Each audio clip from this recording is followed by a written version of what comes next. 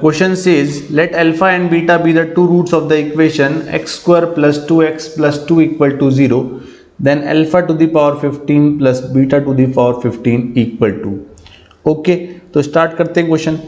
हमें इक्वेशन दे रखा है x square plus 2x plus 2 equal to 0। इसके दो रूट दे रखे हैं अल्फा और बीटा। तो हमें पता है सम ऑफ रूट्स निकाल लेते हैं। वो कितना होता है minus b by a and product of root c by a, तो वो इतना आ जाएगा।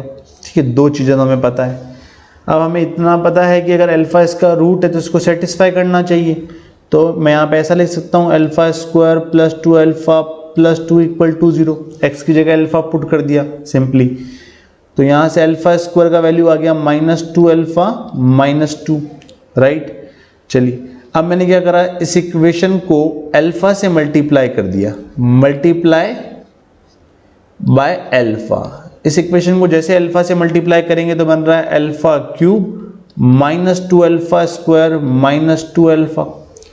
इस इक्वेशन को फर्स्ट नाम दे दिया और इस इक्वेशन को सेकंड बोल दिया।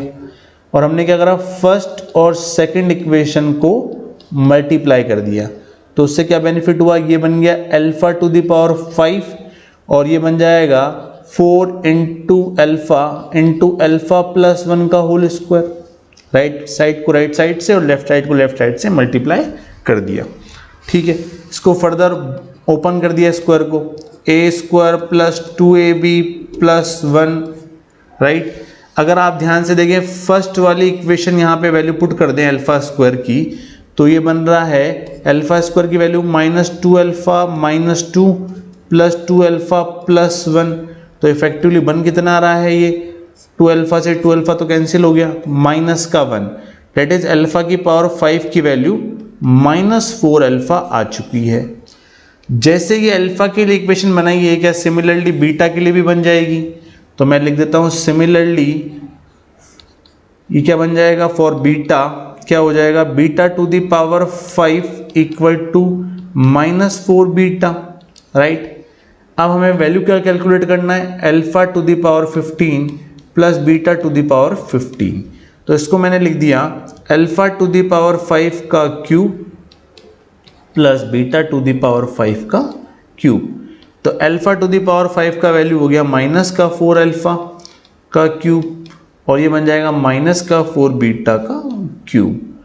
-64 कॉमन आ रहा है और alpha cube plus beta cube बचा है। अल्फा क्यूब का वैल्यू सेकंड इक्वेशन से यहाँ पे पुट कर देते हैं फिर से। तो देखो क्या बनेगा, -64 इंटू अल्फा क्यूब का वैल्यू है -2 अल्फा स्क्वायर -2 अल्फा। जैसे अल्फा क्यूब का वैल्यू आया, सिमिलरली बीटा क्यूब का भी वैल्यू इसी तरह से आ जाएगा।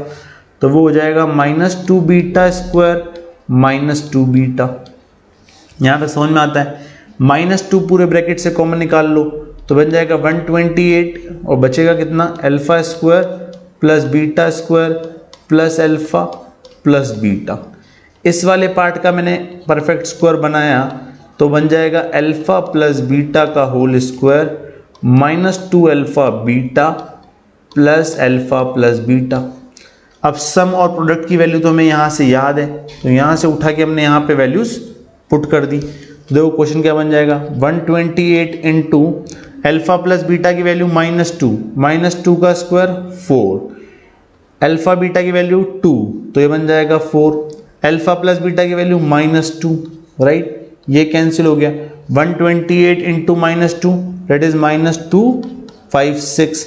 So the correct answer for the question is option C. Thank you.